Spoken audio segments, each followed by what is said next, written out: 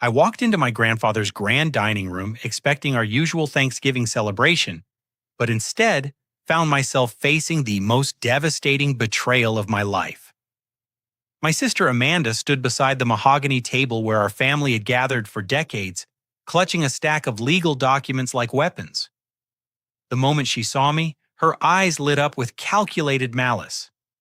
"Cyrus," she announced to our 20 assembled relatives, "you need to sign the deed to the $8.8 million estate over to me right now." I stared at her in complete shock, unable to comprehend what I was hearing. When I stammered that I wouldn't do any such thing, my mother Sarah rose from her chair and slapped me hard across the face in front of everyone. The sting of my mother's hand across my cheek burned less than the humiliation of being struck in front of our entire extended family. Aunts, uncles, and cousins who had known me since childhood now watched me like I was some kind of dangerous criminal. The dining room that had always felt warm and welcoming suddenly seemed cold and hostile. Amanda's voice cut through the stunned silence with surgical precision. "Mother has finally realized what I've been trying to tell her for months," she said, waving the documents with theatrical flair. "Cyrus is mentally unstable and completely unfit to manage grandfather's estate." She pulled out what appeared to be medical reports and spread them across the polished table surface. "These psychiatric evaluations clearly show that he suffers from severe bipolar disorder and has been making increasingly erratic financial decisions." My jaw dropped as I stared at papers that supposedly contained my medical information. I had never seen a psychiatrist in my life, yet here were documents claiming I had been diagnosed with multiple mental health conditions over the past several months. The letterhead looked official, complete with doctor's signatures and clinic stamps. My mother's tear-stained face crumpled with what appeared to be genuine anguish. "I'm so sorry, sweetheart," she whispered, reaching toward me with trembling fingers. "But Amanda is right. You've been acting so strange lately, forgetting conversations, making wild statements about money. I can't risk you destroying everything your grandfather worked so hard to build." Uncle Robert, my father's younger brother, shifted uncomfortably in his chair. His weathered hands gripped his coffee cup so tightly I thought it might shatter. He caught my eye for just a moment and gave an almost imperceptible shake of his head before looking away. Something about his expression suggested he knew more than he was saying. "The medical evidence is overwhelming." Amanda continued, her voice gaining strength as she sensed the family's growing acceptance of her narrative. "Dr. Harrison at the Riverside Psychiatric Center has been treating Cyrus for 8 months now. His condition has deteriorated significantly, and he's been talking about using the inheritance money for increasingly bizarre investment schemes." I felt like I was living in a nightmare. "Amanda, what are you talking about? I've never been to any psychiatric center. I don't even know a Dr. Harrison. These documents are completely fabricated." Aunt Patricia, my mother's sister, stood up from her place near the fireplace. Her normally gentle demeanor had been replaced by something harder and more suspicious. "Cyrus, honey, denial is a classic symptom of your condition. The family has to protect itself from your poor judgment. Amanda has shown us bank records proving that you've already tried to access the estate funds inappropriately." More papers appeared on the table, these showing what looked like attempted wire transfers and suspicious financial activity linked to accounts bearing my name. The documentation appeared legitimate, complete with bank logos and official stamps. I recognized my signature on several forms, though I had no memory of signing any of them. The family lawyer, Benjamin Walsh, sat quietly in the corner, observing everything with an unreadable expression. He was a thin man in his 50s with silver hair and sharp blue eyes that seemed to miss nothing. I had expected him to defend my interests as the estate's primary beneficiary, but instead, he remained silent, occasionally taking notes in a leather portfolio. My younger cousin Jake, who was barely 21, had his phone out and was recording everything. "This is just for family documentation," he explained when I noticed the camera pointed in my direction. Amanda suggested we should keep records of tonight's proceedings for legal purposes. The suggestion that my own family was building a case against me sent chills down my spine. These weren't strangers trying to steal from me. These were people who had celebrated my birthdays, attended my graduation, and supported me through difficult times.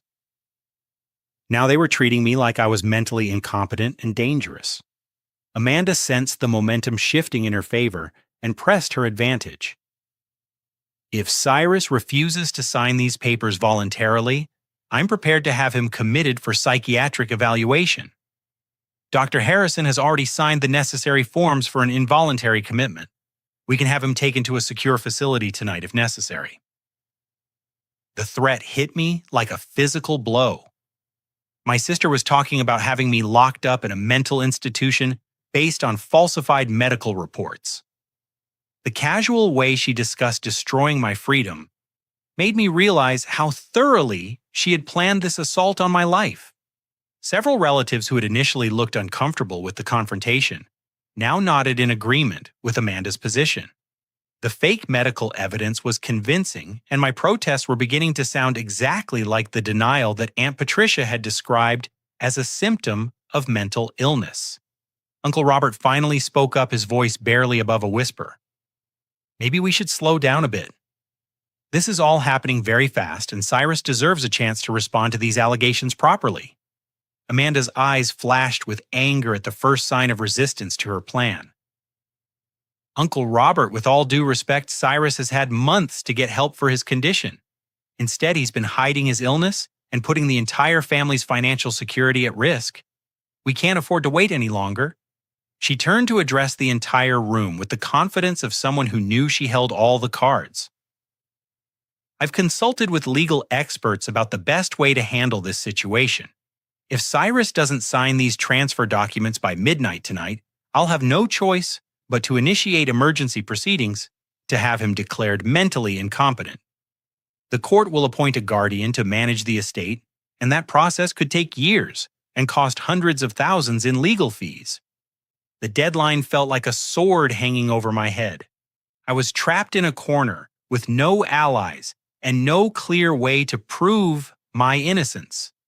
The evidence against me looked convincing, and my family clearly believed Amanda's version of events. Even my own mother had turned against me based on whatever lies my sister had been feeding her for months. Benjamin Walsh closed his portfolio and looked directly at Amanda for the first time all evening.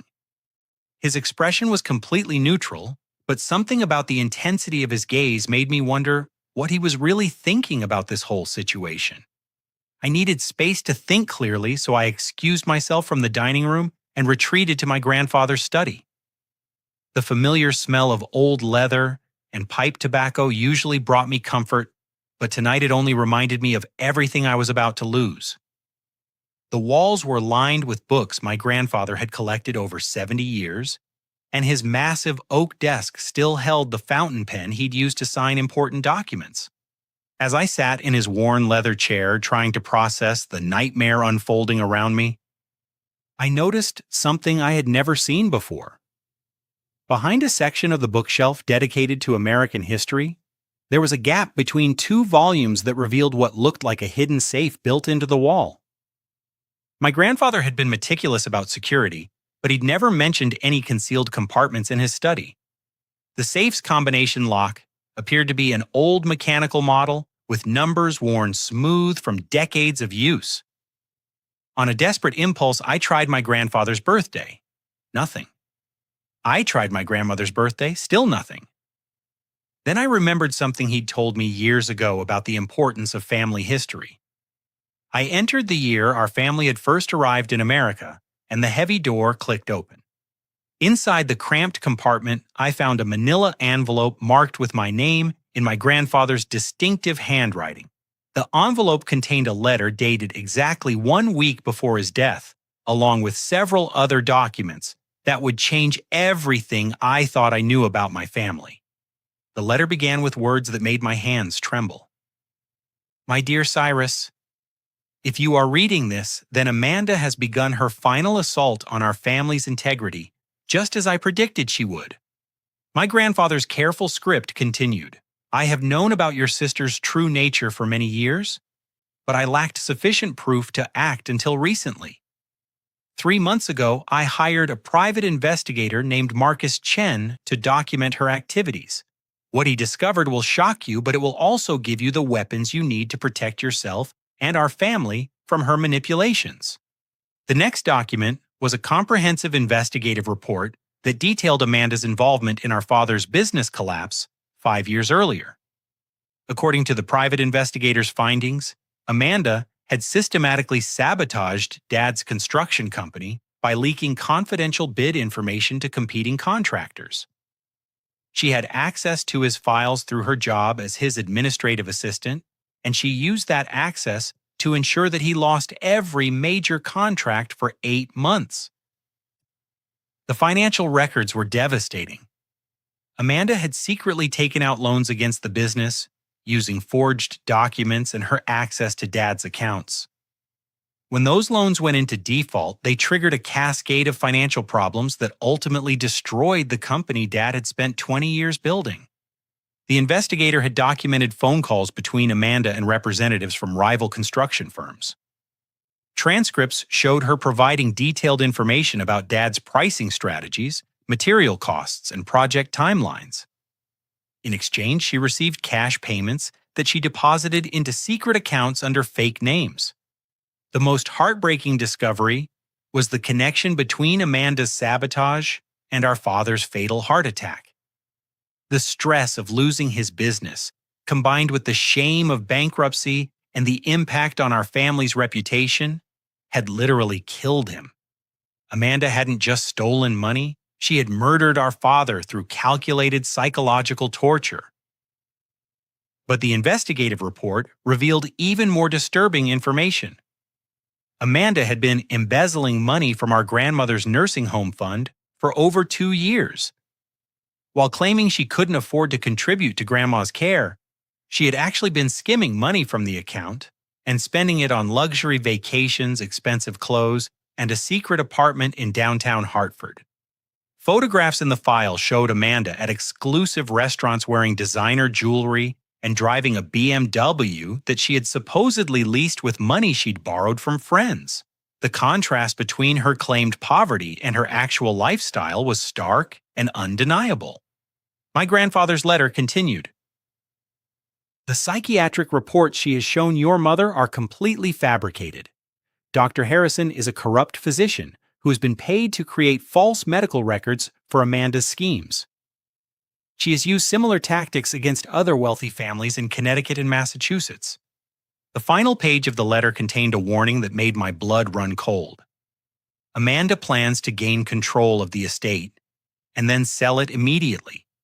She has already been in contact with real estate developers who want to tear down our family home and build luxury condominiums. She intends to take the money and disappear possibly to another country where she cannot be extradited for her crimes. As I absorbed this information, I could hear voices escalating downstairs. Amanda was growing more aggressive with relatives who showed any sympathy for my situation. Through the study's partially open door, I caught fragments of her increasingly shrill demands for immediate compliance. I heard her threatening Uncle Robert. If you don't support the family's decision about Cyrus, you might find yourself cut off from any future financial assistance when the estate is settled. Aunt Patricia's voice wavered as she replied, Amanda, dear, I just think we should give him more time to understand what's happening. Time is exactly what we don't have, Amanda snapped back. Every day that Cyrus remains in control of this estate puts all of us at risk. His mental condition is deteriorating rapidly, and his delusions about money are becoming more dangerous. Benjamin Walsh's voice joined the conversation, though his words were too quiet for me to hear clearly. Whatever he said seemed to calm Amanda temporarily, but I could sense the underlying tension continuing to build. Looking through the study window, I saw several cars I didn't recognize parked along the circular driveway. Amanda had apparently invited people to tonight's gathering who weren't actually family members. The presence of strangers made the situation feel even more orchestrated and threatening. The investigative report included one final piece of information that explained everything Amanda had been planning this inheritance seizure for over a year. She had researched legal precedents for challenging wills based on mental incompetence claims, and she had systematically built false evidence to support her case. The depth of her planning was terrifying. She had created fake medical records, forged financial documents, and manipulated our mother's emotions with surgical precision.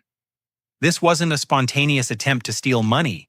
It was a carefully orchestrated campaign to destroy my life and steal our family's legacy. As I finished reading the last document, I realized that my grandfather had given me proof of Amanda's crimes. But I still had no idea how to use that proof to stop her. Everyone downstairs believed her lies, and my protests would sound exactly like the mental illness symptoms she had described. The clock on the study wall showed that I had less than 4 hours until Amanda's midnight deadline. I needed allies, but everyone I trusted had already been turned against me by her manipulation and false evidence. I knew I had to confront Benjamin Walsh directly about what I'd discovered. Something about his behavior during Amanda's presentation had seemed off, and I needed to understand whose side he was really on. I found him alone in the library, supposedly reviewing legal documents, but his attention seemed focused elsewhere. "Mr. Walsh," I said quietly, closing the library door behind me. "I need to ask you some very direct questions about what's happening here tonight." He looked up from his papers with those sharp blue eyes and studied my face for a long moment. "I was wondering when you would seek me out, Cyrus. Please sit down. We have much to discuss." His tone was different from what I'd heard during Amanda's presentation. There was no condescension or concern about my supposed mental health. Instead, he spoke to me like an equal, which was the first normal interaction I'd had all evening. "Before we begin," he continued, "I need to tell you something that will change your understanding of everything that's happened tonight. My name is Benjamin Walsh, but I'm not your family's lawyer. I'm a special agent with the Federal Bureau of Investigation Financial Crimes Division." The words hit me like a lightning bolt. I stared at him in complete shock, unable to process what he'd just revealed. "You're FBI, but you've been our family lawyer for months. You handled my grandfather's funeral arrangements." Agent Walsh reached into his jacket and produced official federal identification credentials.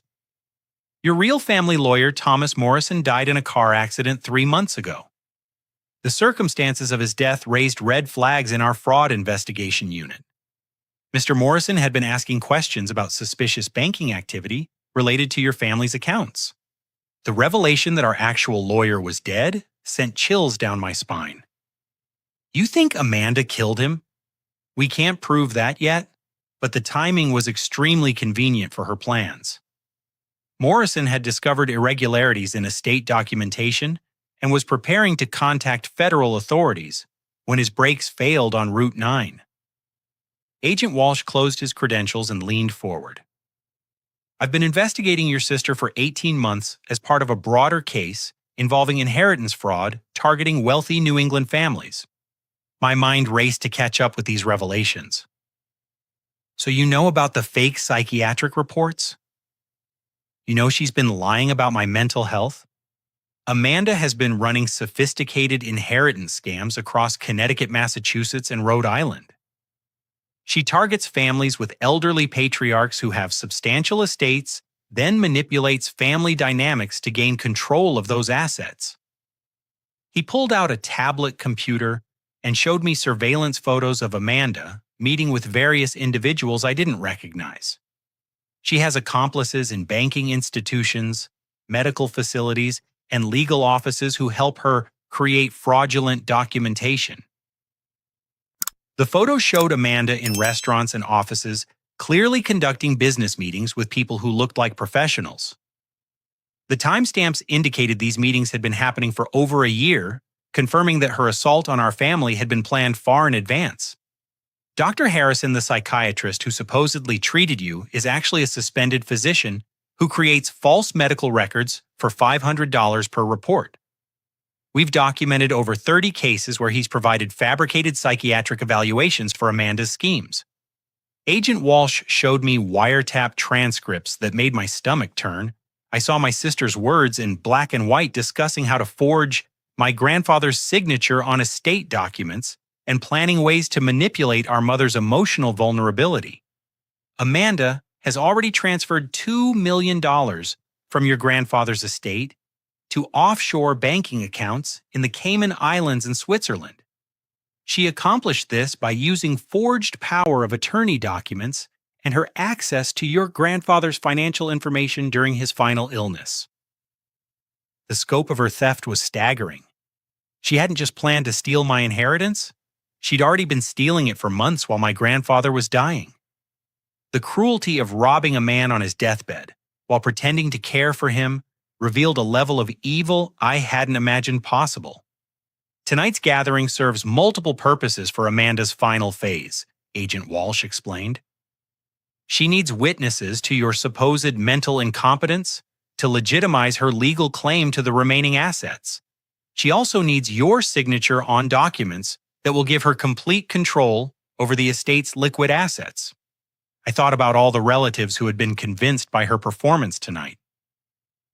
So everyone upstairs really believes I'm mentally ill.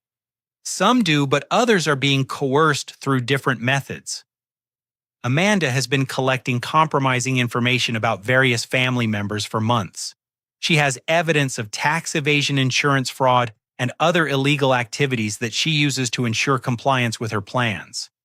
The idea that my sister had been systematically blackmailing our own relatives was almost too horrible to believe. How long have you known about tonight's plan? We've been monitoring her communications for 3 months.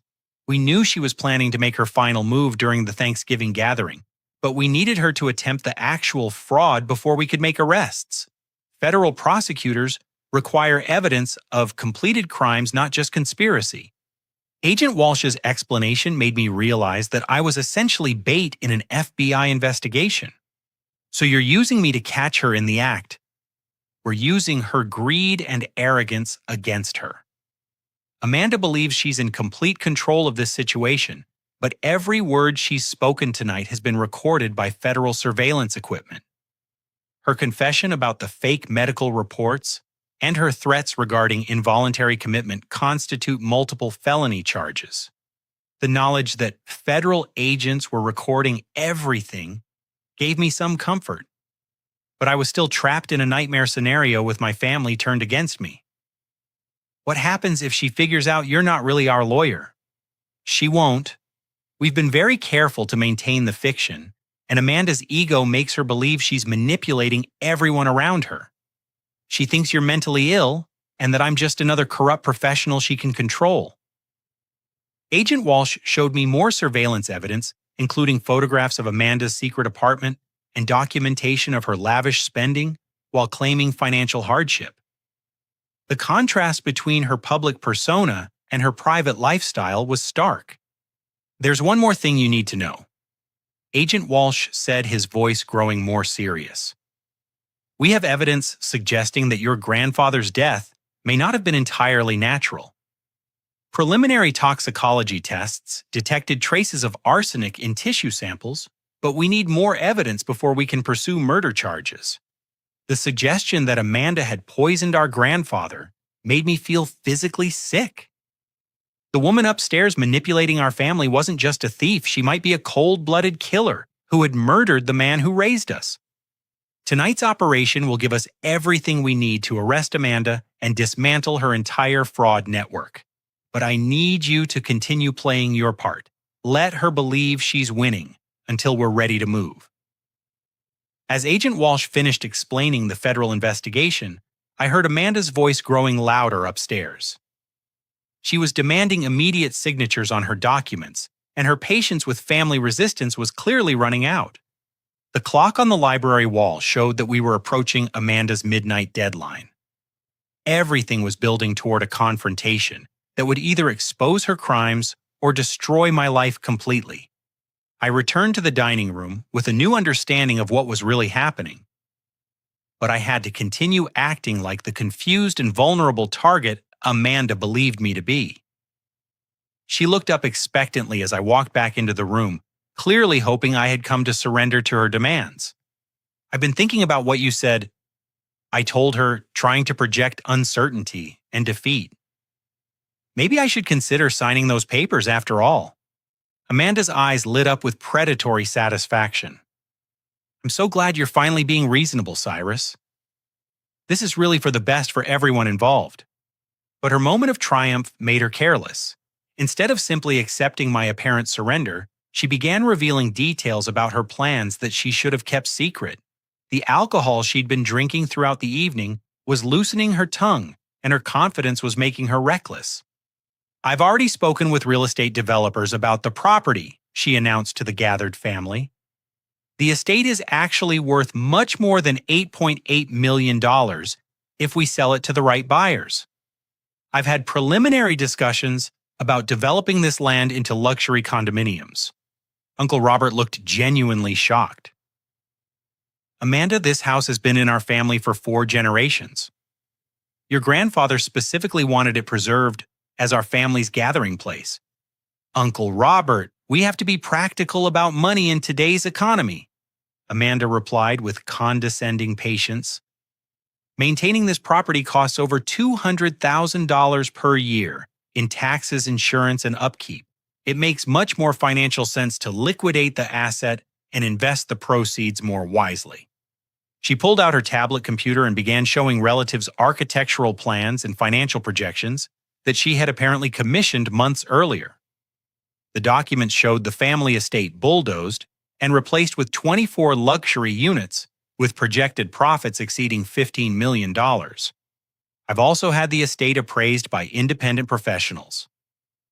Amanda continued producing more documents. "These appraisals show the property is worth only $4 million as a single-family residence, but up to $18 million as a development opportunity." Aunt Patricia frowned as she examined the appraisal documents. "These numbers seem much lower than what your grandfather always told us the estate was worth." "Grandfather's financial understanding wasn't always accurate in his final years," Amanda replied smoothly. "The appraisers I hired are certified professionals who specialize in Connecticut real estate markets. I noticed that the appraisal documents were dated only 2 weeks ago, which meant Amanda had been planning to sell the property long before tonight's supposed emergency regarding my mental health." She was revealing that her entire story about protecting the family's interests was a lie. But Amanda's overconfidence led her to an even more damaging revelation. She opened a different folder on her tablet and began showing the family what appeared to be personal information about each of them. "Before we finalize tonight's decisions, I think everyone should understand the complete financial picture our family is facing," she said with a smile that made my blood run cold.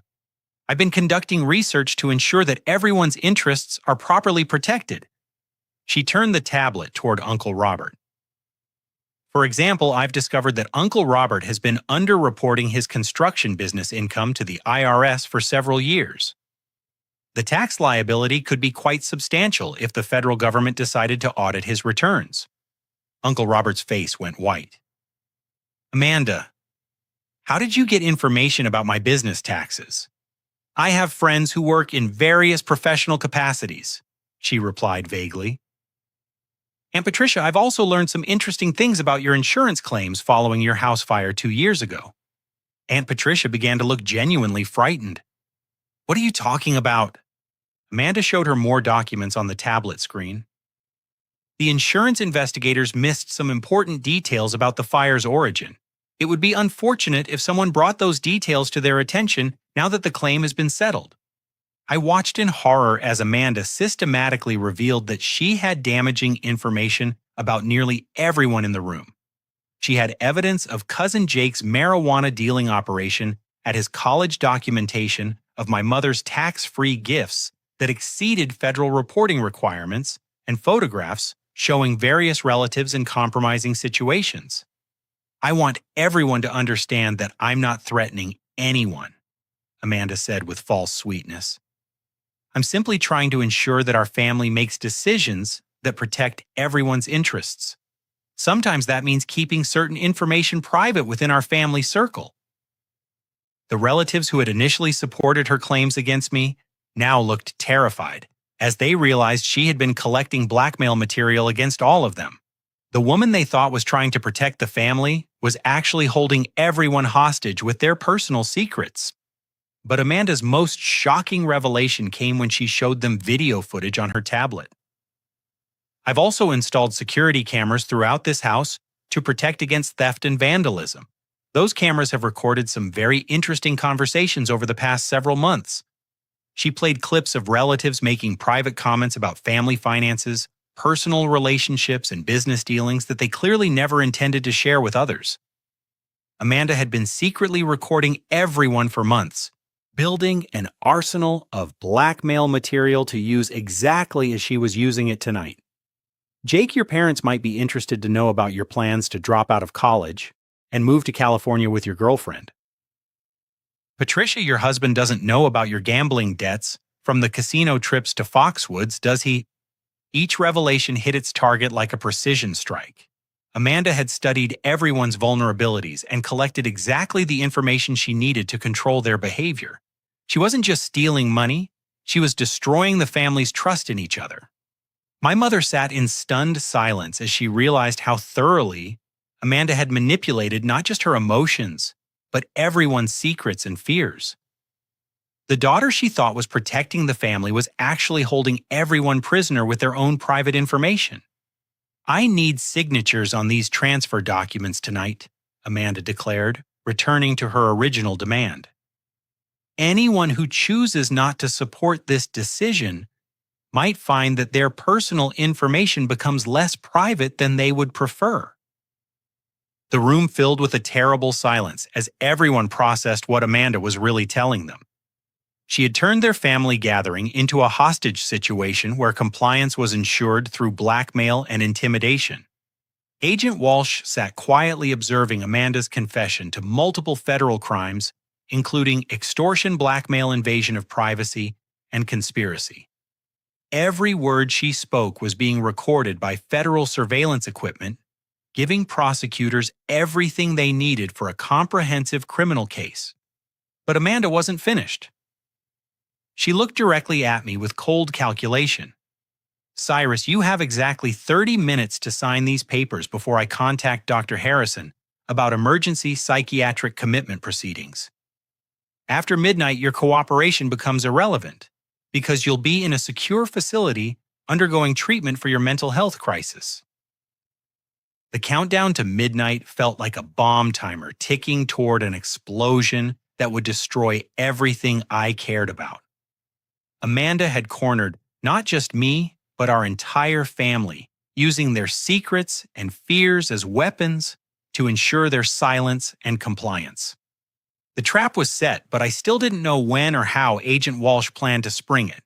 All I could do was continue playing my role and hope that federal justice would arrive before Amanda's deadline destroyed my life forever.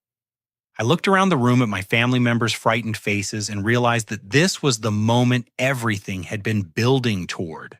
Amanda thought she held all the cards, but she had no idea that her entire scheme was built on a foundation that had already crumbled. Standing up slowly, I addressed the room with a calm confidence that surprised even me. "Amanda, before I sign anything, I think our family deserves to know the complete truth about what's been happening here." She looked annoyed, but not particularly concerned. "Cyrus, we don't have time for more of your confused rambling. You need to focus on the reality of your situation. The reality is that everything you've told our family tonight is based on a fundamental misunderstanding," I said, pulling out the documents I had found in my grandfather's safe. "You see, our grandfather anticipated exactly what you would try to do, and he took legal action to protect all of us from your schemes." Amanda's confident expression wavered slightly. "What are you talking about?" I held up the official trust documentation that my grandfather had filed with both federal and state authorities months before his death. The $8.8 million estate you're trying to claim doesn't actually belong to any individual family member anymore. Grandfather transferred the entire estate into an irrevocable family trust with me as the sole trustee. The room erupted in confused murmurs as relatives tried to understand what this meant. Amanda grabbed the documents from my hands and scanned them frantically, her face growing paler with each page. "This is impossible," she said, her voice rising. "These documents are fake. You forged these to try to get out of signing the transfer papers." The trust was established through the law firm of Morrison Chen and Associates in Hartford. I continued calmly. "All the documentation has been filed with the Connecticut Secretary of State's office, the Internal Revenue Service, and the federal court system. You can verify the authenticity of these documents through any of those agencies." Agent Walsh spoke for the first time in over an hour.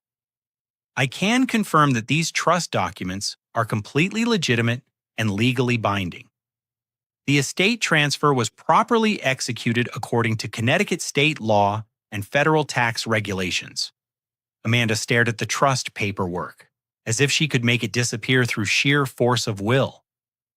"But this means that all my legal research, all the psychiatric evaluations, all the transfer documents I prepared are completely worthless."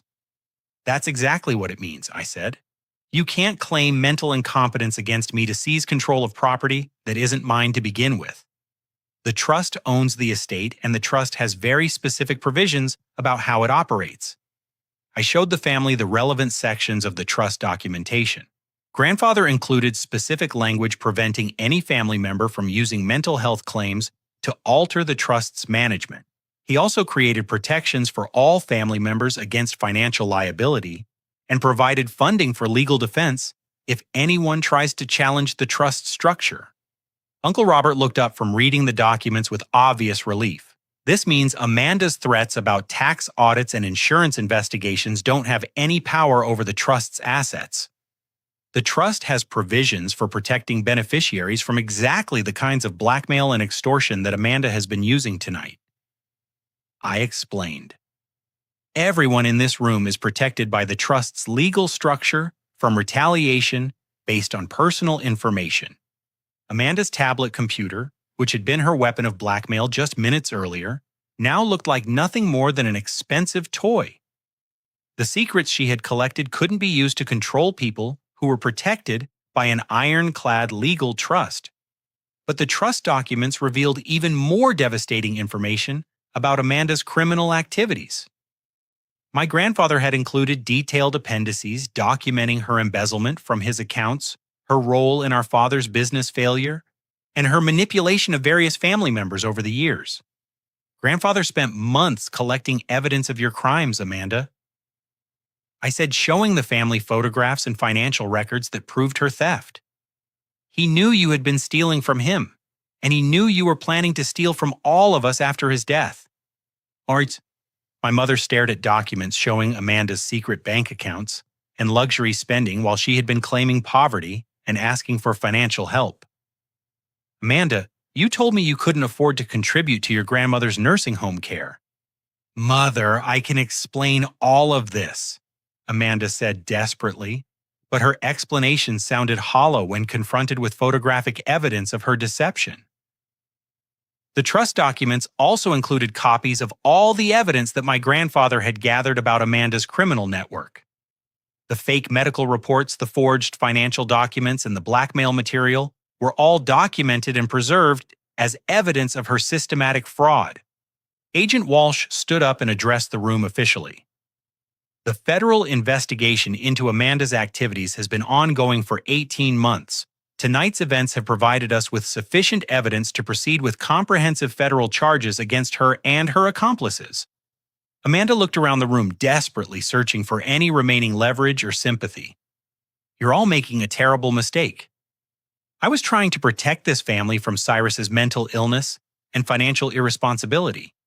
The only mental illness in this room is your sociopathic willingness to destroy your own family for money," I replied.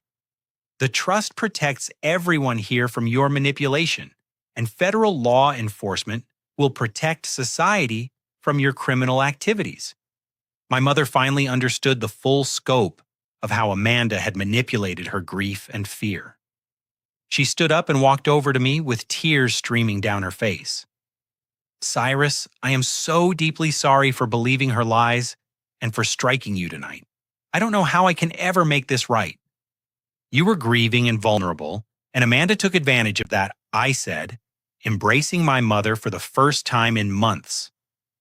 What matters now is that our family can heal from the damage she's caused. The relatives who had been terrified of Amanda's blackmail threats now looked at her with a mixture of disgust and pity. The woman they had feared was revealed as nothing more than a criminal who had preyed on their love and loyalty. Amanda made one final desperate attempt to salvage her position. I'll challenge this trust in court. I'll prove that grandfather was mentally incompetent when he signed these documents. Agent Walsh smiled grimly. You'll find it difficult to challenge legal documents from a federal prison cell. And the trust includes specific provisions requiring anyone who challenges it to pay all legal costs for the successful defense. The trap had finally closed around Amanda, but she still had one more devastating secret that none of us were prepared to hear. Agent Walsh stood up and spoke into what I now realized was a concealed microphone. Control this is Agent Walsh. We have sufficient evidence for arrest. Move in now. Within seconds, the dining room filled with federal agents wearing FBI tactical gear. They had been positioned around the property all evening, waiting for Amanda's confession to be complete before taking action. The coordination was so smooth that Amanda barely had time to react before she was surrounded. Amanda Chen, Agent Walsh said formally, producing handcuffs and federal arrest warrant. You are under arrest for conspiracy to commit fraud money, laundering extortion, blackmail, identity theft, and violation of federal banking regulations. As the agents began reading Amanda, her constitutional rights, something inside her seemed to snap completely. Instead of the fear or remorse I might have expected, she began laughing in a way that made my skin crawl. It wasn't the laugh of someone who found something funny. It was the laugh of someone whose grip on sanity had finally broken. You think you're so clever, don't you? She said, looking directly at me with eyes that seemed to burn with hatred. You think you've won something important here tonight? Agent Walsh tried to continue with the arrest procedure, but Amanda kept talking with manic energy. Before you take me away, let me give this family one final gift. Let me tell you about dear sweet grandfather's last few weeks of life. A chill ran down my spine as I realized what she was about to reveal. Agent Walsh had mentioned suspicions about my grandfather's death, but I hadn't wanted to believe that Amanda could be capable of actual murder. Grandfather didn't die peacefully in his sleep, like everyone thinks, Amanda announced with horrifying satisfaction. He died because I wanted him to die, and I made sure it happened exactly when I needed it to happen. My mother gasped and sank back into her chair. The federal agent stopped moving and focused intently on Amanda's spontaneous confession to what was clearly going to be murder. I researched untraceable poisons on the internet for months before I found the perfect solution. Amanda continued, her voice growing more excited as she described her crime. Arsenic is wonderfully subtle when administered in small doses over several weeks. The symptoms look exactly like natural aging and organ failure. Agent Walsh activated a portable recording device to capture Amanda's confession in addition to the surveillance equipment that had been running all evening. Amanda Chen, you have the right to remain silent. Anything you say can and will be used against you in a court of law. But Amanda was beyond caring about legal warnings. The thrill of finally revealing her complete control over our family's fate was too intoxicating for her to stop. I slipped tiny amounts of arsenic into his coffee every morning when I visited to help take care of him during his final illness. The visiting nurses thought I was such a devoted granddaughter. The casual way she described poisoning our grandfather made several relatives physically sick. Uncle Robert rushed to the bathroom, and Aunt Patricia began sobbing uncontrollably. The best part was watching him decline while everyone praised me for being so caring and supportive. Amanda continued with demonic glee. I would sit by his bedside holding his hand while the poison I'd given him slowly shut down his kidneys and liver. Agent Walsh tried again to stop her from incriminating herself further, but Amanda was determined to reveal the full scope of her evil. I also had help from someone at Hartford Hospital, who made sure his medical records showed natural causes of death instead of poison symptoms. This revelation meant that Amanda had accomplices in the medical system who had helped her cover up murder. The federal investigation was apparently much larger than I had realized, involving corruption in multiple institutions. When grandfather started asking too many questions about missing money from his accounts, I knew I had to accelerate his death schedule. Amanda explained with scientific detachment. I increased his arsenic doses and made sure he died before he could contact any lawyers or investigators. The admission that she had murdered him specifically to prevent him from exposing her theft was devastating. Amanda hadn't just killed our grandfather. She had tortured him with poison while he tried to protect our family from her crimes. Agent Walsh finally managed to interrupt her confession. Amanda Chen, you are also under arrest for the first-degree murder of Harold Chen. You have the right to an attorney. If you cannot afford an attorney, one will be appointed for you. But Amanda just laughed louder. You'll never be able to prove murder unless you exhume his body and test for arsenic. And even if you do find poison, you'll never be able to prove that I was the one who administered it. We exhumed your grandfather's remains 3 weeks ago, Agent Walsh replied calmly. The toxicology results confirmed lethal levels of arsenic in his tissue samples. Your confession tonight provides the final evidence we needed to prove you were the source of that poison. For the first time all evening, Amanda looked genuinely shocked. She had no idea that federal investigators had already gathered physical evidence of her murder. Her confident confession had just sealed her fate for a crime she thought she had gotten away with. The federal agents placed Amanda in handcuffs and began escorting her toward the front door. But she wasn't finished trying to hurt our family. As they led her past my mother's chair, she leaned down and whispered something that made my mother scream in anguish. What did she say to you? I asked, rushing to comfort my mother. Through her tears, my mother managed to repeat Amanda's final cruelty. She said that our father's heart attack was just the beginning and that she had been planning to poison me next if I didn't cooperate with her inheritance plans. The suggestion that Amanda had been planning to murder our mother as well was the final proof that we weren't dealing with a desperate criminal, but with a calculating sociopath who viewed family members as obstacles to be eliminated. As the federal agents loaded Amanda into their vehicle, she continued screaming threats and accusations at everyone who had failed to support her schemes. Her complete break from reality made it clear that she was not just a criminal, but someone whose mental state had deteriorated beyond any possibility of redemption. Agent Walsh approached me as the other agents finished securing the crime scene. I need you to know that Amanda's confession tonight will result in federal charges that could include the death penalty. Are you prepared for what that might mean for your family? Looking around at my relatives who were still processing the horror of what they had witnessed, I realized that Amanda's arrest was just the beginning of a long healing process for all of us. She made her choices, I said finally. Now she has to face the consequences of those choices. Our family needs to focus on recovering from the damage she's caused, not on protecting someone who was willing to kill us for money. The woman who had been my sister was gone, replaced by a monster who had murdered our grandfather and planned to murder our mother. Justice had arrived, but the emotional cost of that justice was going to take years for our family to fully understand. 6 months later, I stood in the same dining room where Amanda had tried to destroy our family, but everything felt completely different now. The heavy atmosphere of fear and manipulation had been replaced by something I hadn't experienced in years: genuine peace and security. The federal trial had concluded 3 weeks ago, with Amanda receiving a life sentence without the possibility of parole. The evidence against her had been overwhelming, and her own videotaped confession had made the prosecution's case ironclad. She would spend the rest of her life in federal prison, which meant our family could finally begin healing without fear of her return.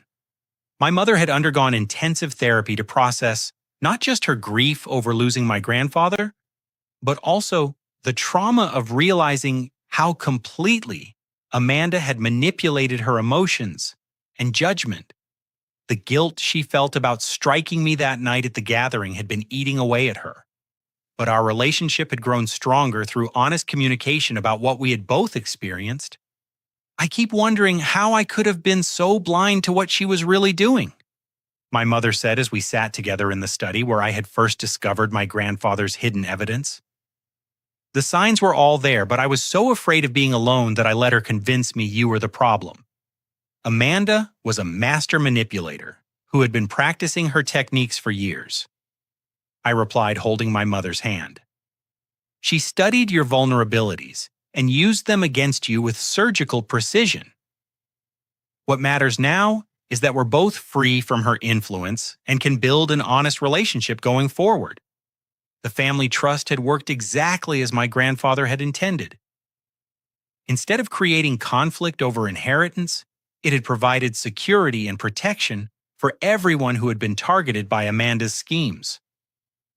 Uncle Robert had been able to resolve his tax issues without fear of financial ruin, and Aunt Patricia had received support to address her gambling debts through legitimate means rather than insurance fraud. Cousin Jake had used trust funds to complete drug rehabilitation treatment and was now working as an apprentice electrician while finishing his college degree online. The young man who had been dealing marijuana and headed towards serious legal trouble was building a legitimate career with the support and guidance of family members who genuinely cared about his success. The trust had also enabled us to establish the Harold Chen Foundation for Elder Abuse Prevention, which provided resources and support for families dealing with financial exploitation of elderly relatives. My grandfather's legacy was now helping other families avoid the kind of manipulation and theft that Amanda had inflicted on us. The secret recordings and surveillance equipment that Amanda had installed throughout the house had been completely removed by federal investigators. Our family gatherings were now private again based on trust and genuine affection rather than fear of exposure and blackmail. But perhaps the most important change was the quality of our family relationships. Without Amanda's constant manipulation and poisonous influence, relatives who had been turned against each other were rediscovering their natural bonds of love and support. Uncle Robert and I had developed a close working relationship, managing the trust's charitable activities, and Aunt Patricia had become one of my mother's closest emotional supporters. The estate itself had been restored to its original purpose as a gathering place for family celebrations and important conversations. Instead of being torn down for luxury condominiums, it was serving multiple generations of relatives who understood its value as something that couldn't be measured in dollars. Agent Walsh, whose real name I learned was Special Agent Benjamin Torres, had become an unexpected friend during the months of legal proceedings. His patient explanation of federal investigation procedures had helped our family understand how extensive Amanda's criminal network had actually been. Your sister's arrest led to prosecutions in 7 states, he explained during one of our conversations. She had accomplices in banks, medical facilities, legal offices, and insurance companies. The federal task force shut down an entire network of inheritance fraud operations that had been stealing from families throughout New England. The knowledge that Amanda's crimes had extended far beyond our family was both horrifying and somewhat comforting. We weren't the only people who had been fooled by her manipulations, and our experience was helping protect other families from similar victimization. Dr. Harrison, the corrupt physician who had created fake psychiatric reports, was sentenced to 10 years in federal prison and permanently lost his medical license. The fake medical clinic where Amanda had supposedly been treating me was shut down, and several other doctors involved in the fraud network were prosecuted for their roles in creating false medical records. The real estate developers who had been planning to purchase our family estate for luxury development were investigated for their connections to Amanda's schemes.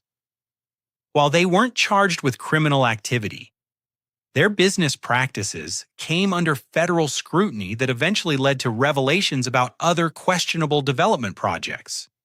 My mother and I had established new traditions for family gatherings that emphasized honest communication and mutual support. Instead of formal dinners, where people felt pressure to present perfect facades, we organized casual activities where relatives could share their genuine thoughts and concerns without fear of judgment or manipulation. I've learned that family isn't just about blood relationships. My mother reflected during our most recent gathering.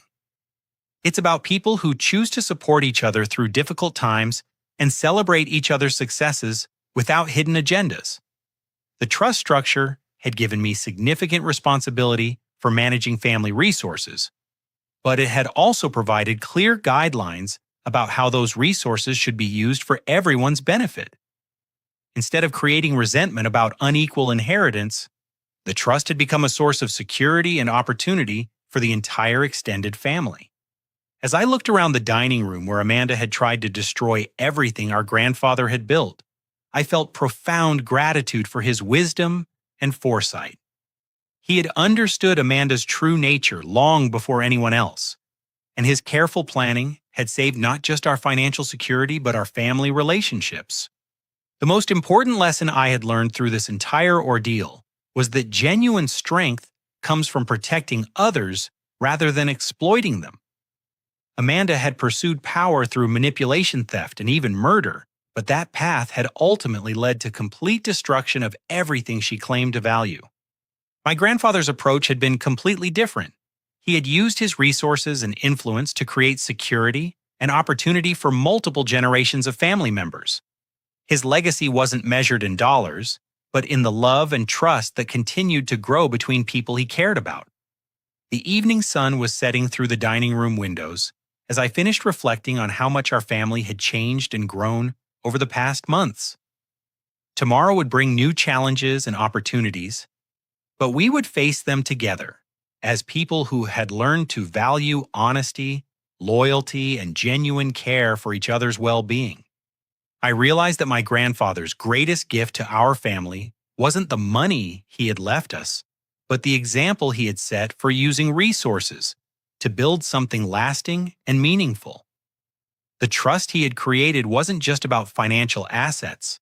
It was about creating trust between people who chose to support each other through whatever difficulties life might bring. As I turned off the lights in the dining room and headed upstairs, I felt confident that our family would continue growing stronger and more united with each passing year. Amanda's attempt to destroy us had ultimately revealed the depth of love and loyalty that connected us to each other. The inheritance she had tried to steal was never really about money at all. It was about belonging to something larger than ourselves and knowing that we had the support of people who genuinely cared about our happiness and success. That was a legacy no criminal could ever take away from us. Have you ever experienced a situation where someone you trusted completely betrayed that trust for personal gain? How did you rebuild your ability to trust others after discovering someone's true motives were so different from what they pretended? I'd love to hear about your experiences with family dynamics and how you've worked to maintain healthy relationships despite challenges and conflicts. Thank you for joining me through this difficult but ultimately hopeful story about how families can survive even the most devastating betrayals when they choose to support each other with honesty and genuine love. I hope sharing my experience helps others recognize the warning signs of manipulation and understand the importance of protecting vulnerable family members from those who would exploit their trust. Please like this video. If it resonated with your own experiences, subscribe to hear more stories about family dynamics and personal growth. Share it with anyone who might benefit from understanding how trust can be rebuilt after betrayal, and comment below with your thoughts about maintaining healthy boundaries with family members who may not have your best interests at heart. Remember that no matter how dark things may seem when you're dealing with family betrayal, there are always people and resources available to help you protect yourself and rebuild stronger relationships based on mutual respect and genuine care.